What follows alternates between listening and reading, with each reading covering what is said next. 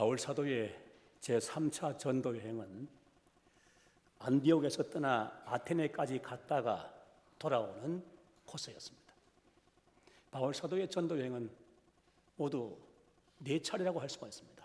1차, 2차, 3차 전도 여행을 마치고 마지막 로마까지 가는 그 길 포함해서 하면 4차 여행이 되는데, 공식적으로 3차 전도 여행까지가 끝나고 마지막 로마 행입니다. 그래서 오늘 이 본문에 보면 바울 사도의 제3차 전도 여행을 말씀하고 있는데, 이 3차 전도 여행은 안디옥에서 떠나가지고 아테네까지 갔다가 다시 돌아오는 그런 코스였습니다. 그의 귀로는 아테네에서 베레아, 데살로니가, 빌립보, 네아폴리, 아소, 미둘레네, 밀레도, 바다라를 거쳐서 두로, 돌레마이, 가이사랴, 그리고 마지막으로 예루살렘으로 가는 길이었습니다. 그런데 이 바울 사도가 두로에 도착했을 때 그곳에 있는 제자들이 예루살렘으로 가는 바울 사도를 붙들고 만류했습니다. 예루살렘으로 가지 마십시오. 예루살렘에 가면 당신의 신상에 중대한 위험이 닥칠 것인데 왜 예루살렘으로 가야 합니까? 가지 마십시오. 두로에 있는 제자들이 예루살렘으로 가는 바울 사도를 붙들고 간곡하게 만류했어요. 그랬는데 또 이제는 배를 타고 먼 항해를 해서 가이사랴에 도착을 했을 때 전도자 빌립의 집에 들어가서 머무르고 있는데, 유대로부터 내려온 한 선지자, 아가보라고 하는 선지자가 있었습니다. 그 아가보 선지자가 바울 사도의 예루살렘 행을 경고했습니다. 예루살렘으로 가는 길은 결코 위험을 자초하는 길이니만큼 예루살렘으로 가는 길이 순탄할 수가 없다, 그렇게 경고를 했어요. 아가보는 바울 사도의 띠를 가져다가 자기의 수족을 꽁꽁 동여 매고, 그리고 예루살렘에서 유대인들이 이같이 이 띠임자를 결박하여 악한 자들에게 넘겨줄 것이다, 그렇게 예언을 했던 것입니다. 그 아가보 선지자의 예언을 들은 누가를 포함한 바울 사도 일행과 또 가이사랴에 있는 모든 성도들이 울면서 바울 사도에게 예루살렘으로 올라가지 말라고 역시 간곡하게 권유하며 만류했습니다. 그러나 바울 사도는 이미 저 멀리 이미 지나온 길입니다마는 밀레도에서 에베소 교회 장로들을 오라고 불러서 내가 떠난 후에 여러 가지 시험이 많고 어려움이 많겠지만은 너희들이 반드시 맡은 교회를 책임지고 붙들고 지켜야 할 것이다, 그렇게 부탁하면서 교회를 맡기고 거기서 중대한 선언을 한 바가 있습니다. 여러분이 보시는 것은 밀레도에 있는 원형 경기장인데 대규모 원형 경기장입니다. 바울 사도가 바로 저곳을 지나면서 가까운 곳에 있는 에베소의 교회 장로들을 내가 밀레도에 지금 와서 있는데 곧 밀레도를 떠나서 이제 예루살렘을 향하여 가게 될 것이다, 그러니만큼 너희들은 와서 나를 만나주기 바란다, 그렇게 요청을 해서 에베소 교회의 장로들이 저곳 밀레도에 와서 바울 사도를 만나게 된 것입니다. 그때 밀레도에서 바울 사도는 이렇게 선언을 했습니다. 사도행전 20장 22절부터 24절까지 있는 말씀인데, 그 말씀을 보면 바울 사도의 결단이 어떠했는가를 충분히 이해할 수가 있습니다. 보라, 이제 나는 성령에 매여 예루살렘으로 가는데 거기서 무슨 일을 당할는지 알지 못하노라. 오직 성령이 각 성에서 내게 증언하여 결박과 환난이 나를 기다린다 하시나, 내가 달려갈 길과 주 예수께 받은 사명 곧 하나님의 은혜의 복음 증언하는 일을 마치려 하면은 나의 생명조차 조금도 귀한 것으로 여기지 아니하노라. 바울 사도는 이렇게 밀레도로 바울 사도를 만나기 위해서 찾아온 에베소 교회 장로들에게 선언한 바가 있었습니다. 그리고 이 밀레도에 와서 바울 사도를 만난 에베소 교회 장로들에게 바울 사도는 여러분이 다시는 내 얼굴을 보지 못할 것이다. 이제는 내 얼굴을 볼 수 있는 기회가 전혀 없을 것이다. 그렇게 말을 했는데 그 말을 들은 에베소 교회 장로들이 바울 사도와 함께 무릎을 꿇고 엎드려서 하나님 앞에 기도하고 서로가 목을 어긋맞기고 끌어안고 목을 놓아 울었어요. 통곡을 하고 울었어요. 그리고 에베소 교회 장로들이 바울 사도를 전송을 하고 바울 사도는 에베소 교회 장로들을 밀레도에 떨어뜨려 두고 배를 타고 예루살렘을 향해서 떠나게 되었습니다. 그렇게 작별을 하고 밀레도를 떠난 바울 사도가 가이사랴까지 도착을 했습니다. 여러 지역을 돌고 해서 가이사랴까지 도착을 했는데 가이사랴는 항구 도시입니다. 거기도 굉장한 그 규모의 원형 경기장이 있는 곳입니다. 로마의 문명이 꽃피었던 곳이고 거기에 기독교인들의 박해가 있었던 곳이기도 합니다. 그런데 이제 그곳에 도착했을 때 가이사랴의 모든 성도들이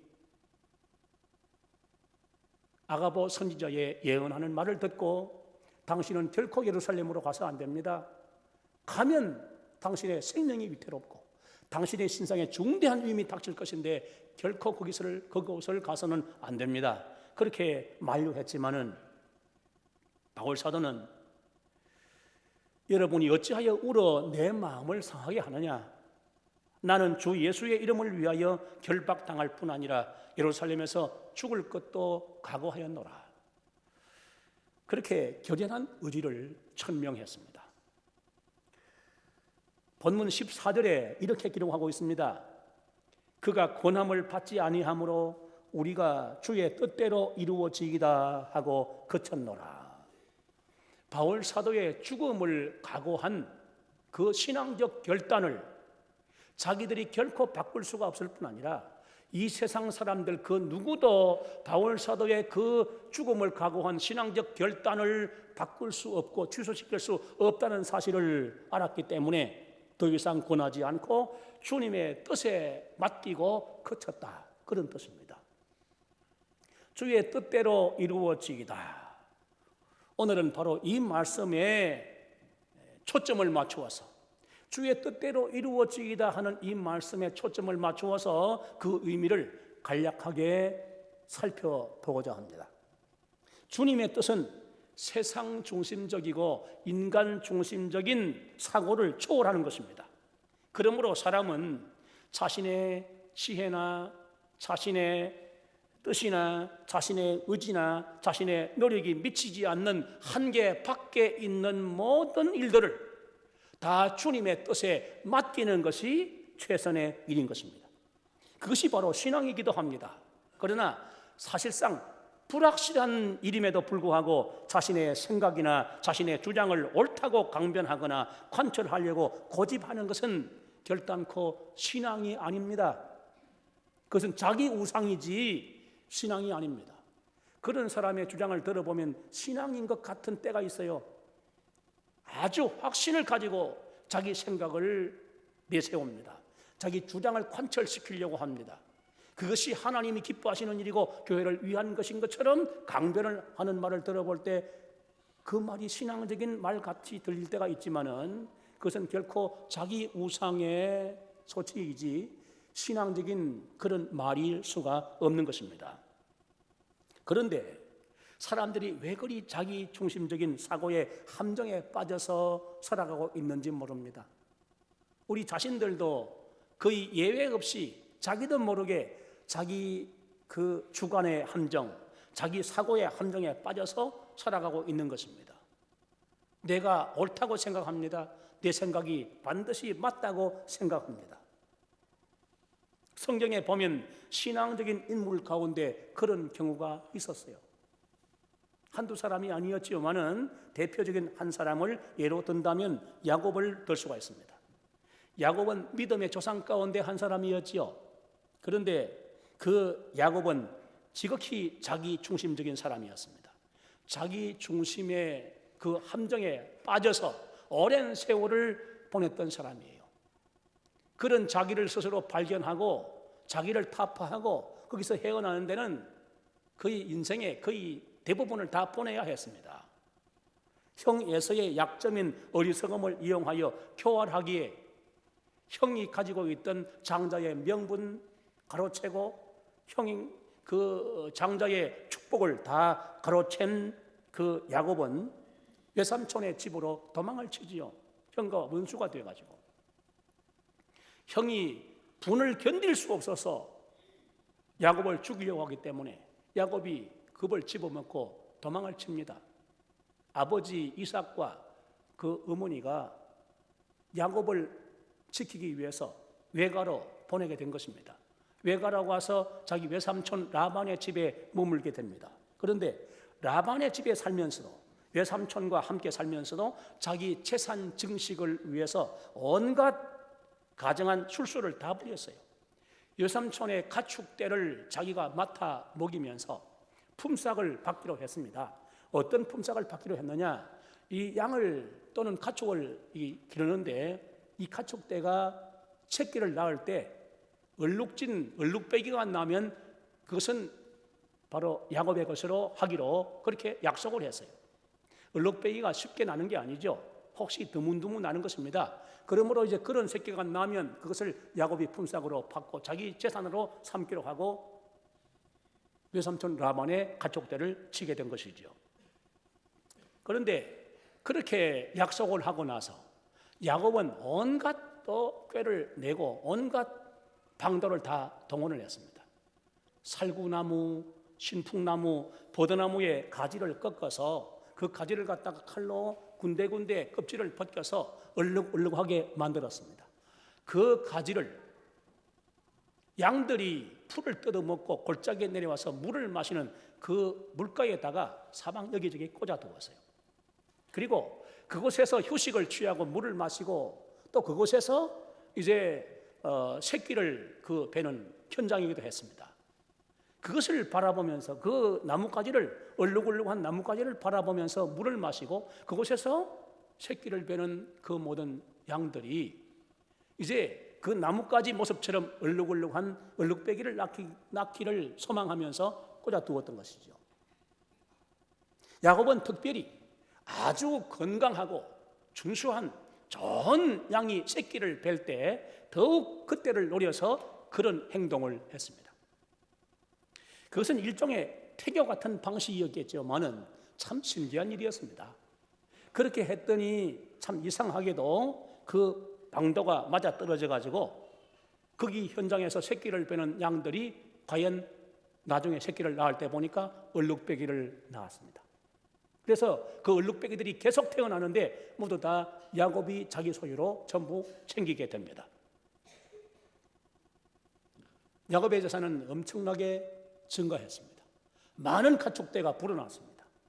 외삼촌 라반이 부자였지만은 자기도 그에 못지않은 부자가 되어갔습니다. 그래서 야곱은 생각을 했습니다. 과연 내 지혜가, 내 꾀가 맞아떨어졌다. 내 방법이 참 정확하게 맞아떨어졌다. 이런 방도를 쓰니까 얼룩배기가 태어나고 내 재산이 증식되는구나. 그는 계속해서 그런 방식을 이어갔습니다. 여러분, 그러나 야곱이 장자의 축복을 받은 것이나 야곱의 가축대가 계속해서 불어난 것은 야곱이 그런 수단을 동원하고 그런 이상한 방도를 썼기 때문에 그렇게 된 것이 아니었습니다.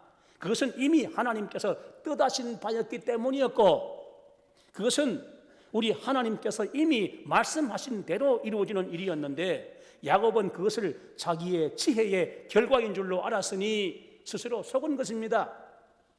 자기 생각에는 분명히 자기 생각이 옳았고 자기 방법이 옳았고 자기 모든 방도가 정확하게 적중한 것으로 여겼지만은 착각이었습니다. 그렇게 했기 때문에 그런 결과가 온 것이 아니라 그것은 하나님의 이미 뜻하신 바였어요. 태어나기 전부터 어머니 그 뱃속에 있을 때부터 하나님이 그렇게 되기로 하나님이 이미 작정하셨어요. 또 하나님이 약속하신 바가 있었습니다. 하나님의 뜻대로 된 것이었습니다. 야곱은 하나님의 뜻대로 된 것이 아니라 자기 수단 방법으로 되는 것인 줄로 스스로 속고 있었던 것입니다. 야곱이 자기 중심주의로 살면서 인본적인 수단 방법과 이기적인 행동만을 일삼았기 때문에 가는 곳마다 인간관계가 뒤틀리고 악화됐고 인간관계에 파탄을 맞고 그 자신도 그로 인하여 많은 고통을 당했습니다. 그러면서도 그는 깨닫지 못하고 그런 세월을 계속 보냈죠. 그리고 바벨론의 느부갓네살 왕은 자기 중심주의로 살다가 망했던 왕입니다. 느부갓네살은 나 느부갓네살, 나 왕, 나의 권위, 나의 토성, 나의 소유. 이 사람은 1인칭 단수를 남발하면서 살았어요. 어디에나 나 자기 중심이었어요. 1인칭 단수를 남발하던 이 느부갓네살 왕은 하나님께 버림을 받고 하나님께 벌을 받아서 짐승 같은 미치광이로 전락하고 말았던 인물입니다. 인간 중심, 자기 중심의 사고는 하나님 앞에 도저히 용납될 수 없는 교만이 되는 것입니다. 그래서 하나님은 이런 교만을 결코 방치하시지 않습니다. 반드시 인간 중심, 자기 중심 또는 1인칭 단수를 남발하는 그런 일에 대해서 그런 교만을 하나님이 방치하지 않고 반드시 거기에 대해서 하나님의 준엄한 뜻을 나타내시는 분이신 것입니다. 세상의 모든 사람들이 그 인간 중심으로 살아가고 자기 중심으로 살아가면서 하나님과 하나님의 뜻을 부정하고 무시하면서 인본주의 바벨탑 문명과 바벨탑 문화를 계속해서 쌓아가고 있습니다. 사람마다 자기 중심이고 자기 표준이고 자기 기준입니다. 그래서 자기 철학, 자기 주장, 자기 모든 판단이 옳다고 여기고 자기 생각, 자기 소원, 자기 요구대로 모든 것이 이루어져야 한다고 그렇게 생각합니다. 정말 착각 가운데 살아가고 있는 것이지요. 세상에서 제일 예쁜 사람을 한 글자로 줄이면 나. 두 글자로 줄이면 무엇이게? 또 나. 세 글자로 줄이면 역시 나. 네 글자로 줄이면 그래도 나. 다섯 글자로 줄이면 다시 봐도 나. 이런 식으로 돌아가요. 다 그렇습니다.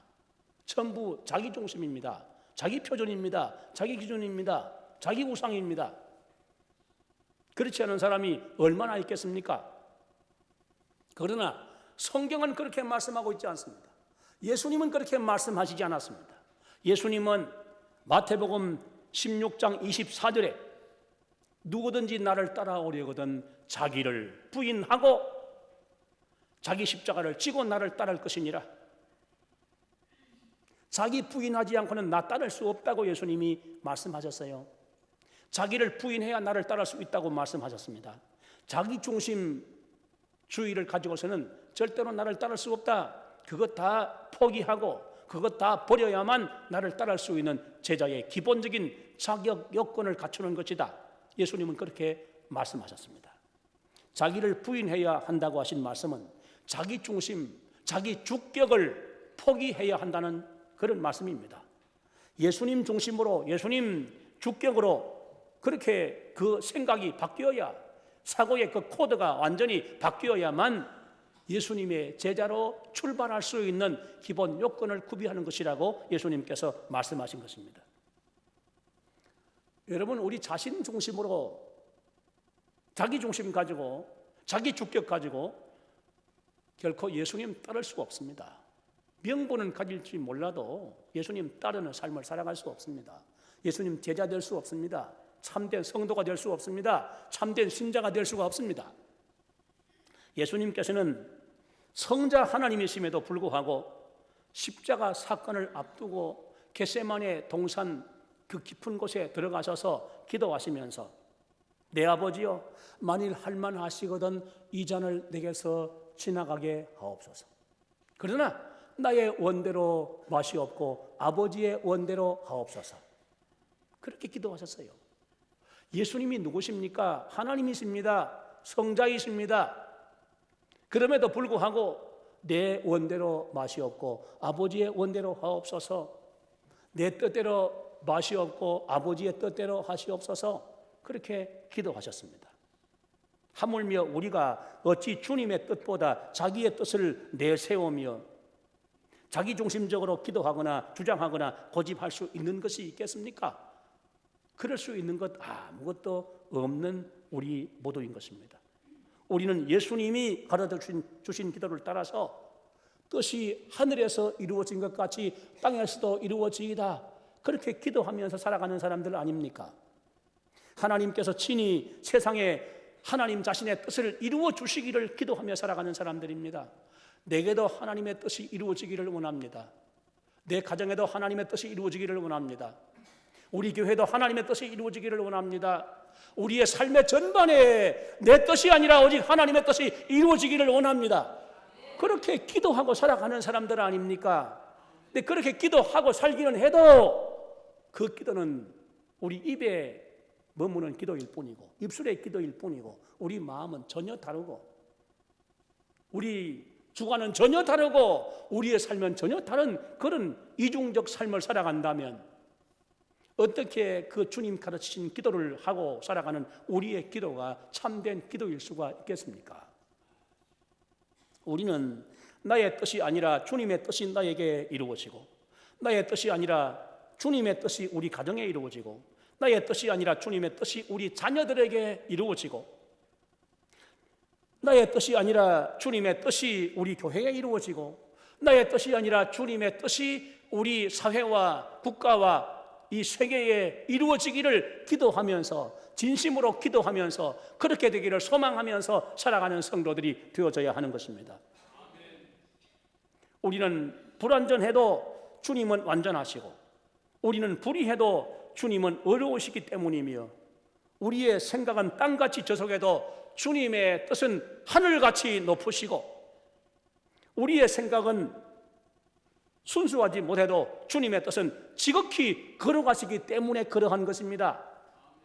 그러므로 모든 일의 최선은 우리 자신의 뜻이 아니라 주님의 뜻대로 이루어지는 것입니다.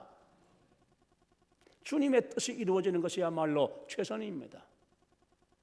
여러분, 주님의 뜻이 내 뜻만 못하겠습니까? 주님의 뜻이 우리 뜻 정도이겠습니까? 그 수준이? 주님의 뜻은 그 차원이 위대하십니다. 하늘같이 높으십니다. 우리 생각, 우리 뜻이 미칠 수 없는 곳에 있는 것이 주님의 뜻인 것입니다. 그러므로 우리는 우리 뜻을 접고 꺾기도 하고 포기하기도 하고 버리기도 하고 주님의 뜻을 따라야 하는 것입니다. 주님의 뜻을 따르는 것이 너무 애석할 때가 있어요. 내 뜻을 포기해야 하기 때문에, 내 뜻을 꺾어야 하기 때문에, 내 뜻을 버려야 하기 때문에 너무 안타까울 때가 있어요. 그러나 신앙적 결단을 가지고 과감하게 주님 뜻을 따라야 합니다. 그것이 결과적으로 가장 복된 일이 될 것이기 때문입니다. 여러분 자신의 인생길에 주님의 뜻이 이루어져야 하고 여러분 자녀들의 진로에도 주님의 뜻이 이루어져야 하는 이유가 명백함을 생각하시고 여러분 자신과 여러분 자신의 자녀들과 여러분 자신의 가족들이 생각하는 것보다 더 위대하고 더 복된 하나님의 뜻이 이루어지기를 기도하며 그 뜻을 따라가는 성도 여러분들이 되시기를 바랍니다. 우리 각자와 우리 모두에게 주님 뜻이 이루어지기 위하여 우리는 자신을 부인하고 주님을 인정하며 주님을 의지하며 주님께 복종하며 주님을 따라가는 사람들이 되어져야 합니다. 성도 여러분, 주의 뜻대로 이루어지기다 하는 이 말씀을 모든 생각의 결론과 모든 주장의 결론과 모든 논의의 결론과 모든 현안의 결론과 모든 기도의 결론과 모든 인생 문제의 결론으로 삼고 살아가는 분들이 되시기를 주님의 이름으로 축원합니다. 한번 크게 따라하시기 바랍니다. 주의 뜻대로 이루어지이다. 이 말씀 우리 중심에 우리의 가슴에 항상 품고 붙들고 재확인하면서 살아가시는 모든 성도들이 되시기를 바랍니다. 함께 잠시 기도하겠습니다. 주의 뜻대로 이루어지이다. 나에게도, 나의 자녀들에게도, 나의 온 가족들에게도, 우리 가정 현재와 미래에도, 우리 교회에도, 우리의 삶의 모든 부분에도, 우리가 살아가는 이 시대에도, 우리 국가에도, 온 세상에도 주의 뜻이 이루어지기를 생각하면서 주의 뜻대로 이루어지이다. 그렇게 우리 이 말씀을 굳게 붙들고 기도하면서 살아가기를 소망하는 우리 모두가 되어져야 합니다. 우리 한번 이런 생각을 가지고, 이런 마음을 가지고 주의 뜻대로 이루어지이다 하면서 함께 잠시 통성으로 기도하겠습니다.